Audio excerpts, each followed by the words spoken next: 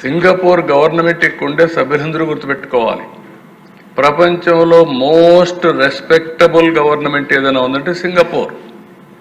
ఒకప్పుడు Trump, north Korea Kim ఎక్కడ north Korea Kim అనుకుంటాను, ఇద్దరికి చర్చలు పెట్టాలంటే ఎక్కడ పెట్టాలంటే సింగపూర్లో పెట్టారు. అలాంటి కంట్రీ మీద ఆరోపణలు చేసి కడాన దేశ వాళ్ళైతే ఇప్పుడు కూడా రాలేదు.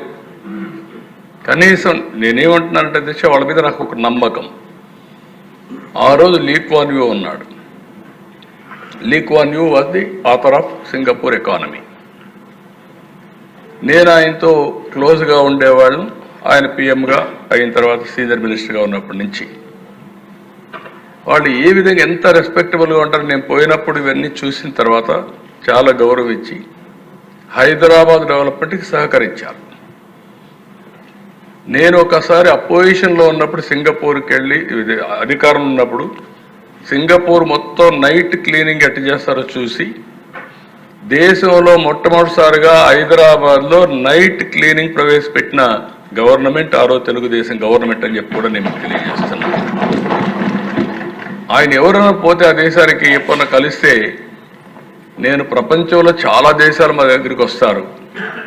వాళ్ళు వచ్చి ఇక్కడ షాపింగ్ ముస్తఫా షాపింగ్ మాల్ ఉంది, అక్కడ పోయి కొనుక్కుంటారు ఏదైనా వస్తువులు ఇవి.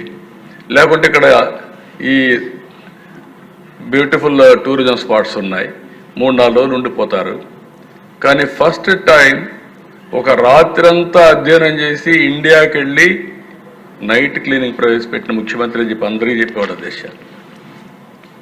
నేను 2014లో ఆలోచించి ఒకప్పుడు నేను హైదరాబాద్ అభివృద్ధి చేయాలంటే ఫస్ట్ టైం నేను పోయిన దేశం అమెరికాకి వెళ్ళాను టెక్నాలజీ కోసం.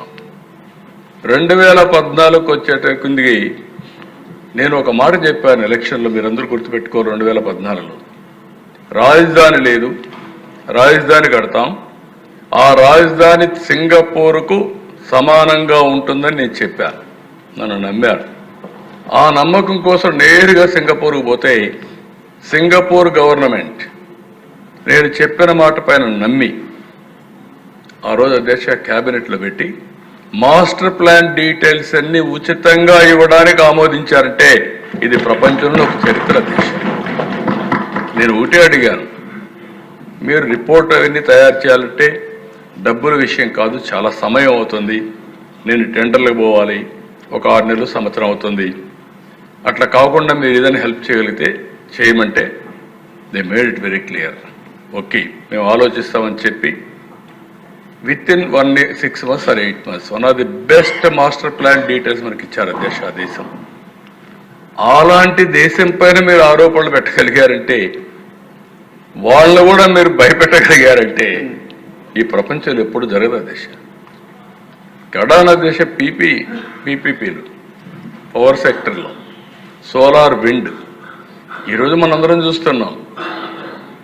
విండ్ వాడకుండా, పవర్ వాడకుండా 10,000 కోట్ల రూపాయలు, 9,000 కోట్ల రూపాయలు వాళ్ళకు డబ్బులు కట్టాం క్యాపిటల్ కాస్ట్ కింద. ఇవన్నీ కూడా దేశం మీరు మీ ఆవేశంలో అర్థం ఉంది, మీ బాధల్లో నాకు సానుభూతి ఉంది.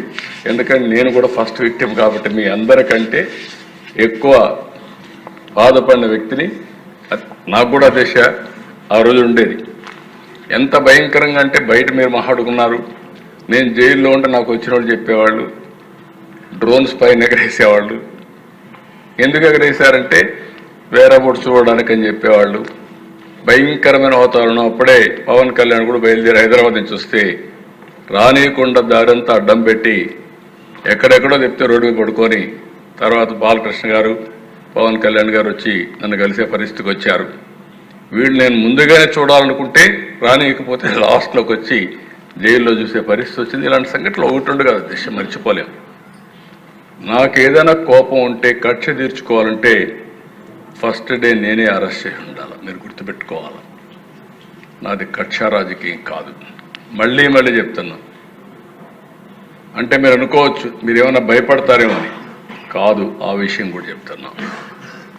బాధ్యత కలిగిన నాయకుడిని కాబట్టి 4వ సారి మళ్ళీ ప్రజలు ముఖ్యమంత్రిగా ఎన్నుకున్నారంటే మనం ఆలోచించుకోవాల్సిన అవసరం. నిన్నే బ్రహ్మోత్సవాలకు వెళ్ళాను.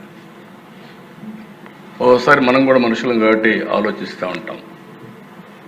2003 తిరుపతిలో సిమ్స్లో నేను ప్రాణదానం కార్యక్రమం స్టార్ట్ చేశాను. ఇప్పుడు దానికి ఒక 688 కోట్లు కార్పస్ కూడా వచ్చింది.